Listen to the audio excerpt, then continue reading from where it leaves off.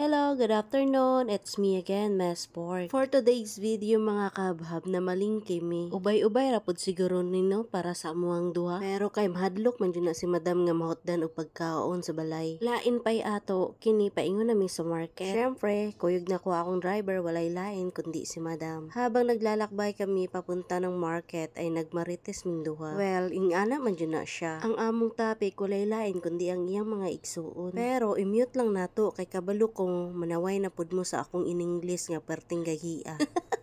Inana man jud ang mga Bisaya no. Char, ug unya naabot na jud mi sa merkado. Ibidyo-bidyo nato si madam para masikat pud siya. Tapos hindi talaga yan siya magpapahuli, maguna-una jud na siya glakaw. Kita ninyo mga fresh na pud biya ang mga isda di ari. Unya daghan pud og stall nga mga serado kay kuno. Holidays naman ang uban, nagrampa-rampa sa laing nasod. Yes, bakasyon na pud diri wala nay sulod ang mga estudyante. Lain pay ato mahal kay ang mga hipon di ari Pero si madam mas pilion man to niyang mahal kaysa sa barato. Dili siya ganahan anang lagom nga pasayan katujud ang iyang putian. Dito sa ibang bansa mga kahabhab, kahit may edad na nagtatrabaho pa rin sila. Nakita nyo si auntie masipag no. At karamihan na may-ari ng mga stall dito ay mga couples na mga old na jud. Pero nang dahil dyan sa pagbebendor nila ay nakapagtapos yung mga anak. Yung iba mga professional na, lalo na yung mga suki namin. Bakit ko nalaman ay syempre nagmamarites man yan sila ni madam. So after sa aming pamalingke, umuwi na kami. Ano pa bang gagawin doon? Wala naman kasing mga batang upa doon mga kahabhab, puro mga girls. So eto na ang ating ayuda for the week. Kunti lang naman no. Syempre ako lang naman ang kakain yan mga kahabhab. Kadalasan naman kasi si madam doon sa labas kumakain ng lunch. So sa madaling salita, wala siyang budget dito. Maliban na lang dyan sa mga manok. Buti na lang talaga at hindi kami tinubuan ng pakpak. Imaginin nyo naman sa halos 5 taon ko dito. Laging manok yung dinner namin. Pero may sarili naman akong pagkain mga kabab.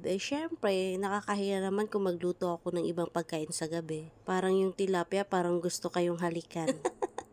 O diba, hindi nawawala ang ating fork kasi isa yan sa ating mga paborito. At syempre, may nakita kong tahong kaya nagpabili na rin ako. Nakita nyo yung fridge ko mga kabab, diba marami pang laman. Hindi ko pa nga halos nagagalaw yung mga chicken drumlets dyan. Pagkatapos kong mahugasan lahat at may pasok sa refrigerator, naghahanda na rin ako para sa aming lunch. Parang mas gusto ko pang mag-Bisaya mga kabab, pero yung iba kasi baka hindi nila maintindihan. So, as usual, ang ating lunch ngayon is miswa with yung tofu. Ganyan parati ang aming lunch pagka nag-market kami. Anyway, bihira lang naman yan mga kabab, diba? Once a week. At bago ko makalimutan mga kabab, meron akong ikikwento sa inyo. Hindi ko alam kung bakit sumasama yung pakiramdam ko. Kada pamalingki talaga namin mga kabab. Sandali muna at kukuda pa si Miss Pork.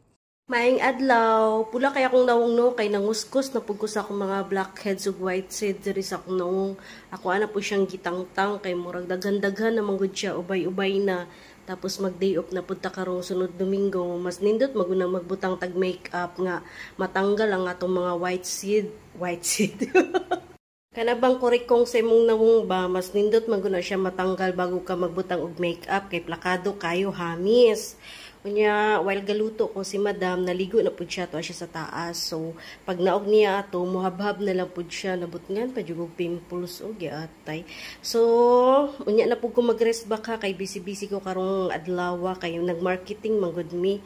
So, pasayloan ninyo ang Bisaya kay lisod jud usahay maglito. So, padayon tano, nagani ko ato dapita. Ay, oo. Ambot nga no, pag sumasakay ako sa kotse ni Madam My God, para akong masusuka, nahihilo at hindi ko maintindihan yung feelings. Inagahi dyan na ang feelings. Ramdam nyo ba ako? Nakaka-relate ba kayo sa mga sinasabi ko? Anyway, balik tayo sa ating niluluto. Ayan na nga, tapos na. Gabundok na naman ang lunch ni Miss Pork. Hindi naman yan gutom. Dalok-dalok radyo na siya basta inani nga pagkauna. It's okay, no problem kay healthy man po ni siya. Unya ang sabawaan niya stang lamiag yun, promise. Isang video na naman ang natapos natin mga kabhab. Oras na naman magpapasalamat sa inyo. Good afternoon!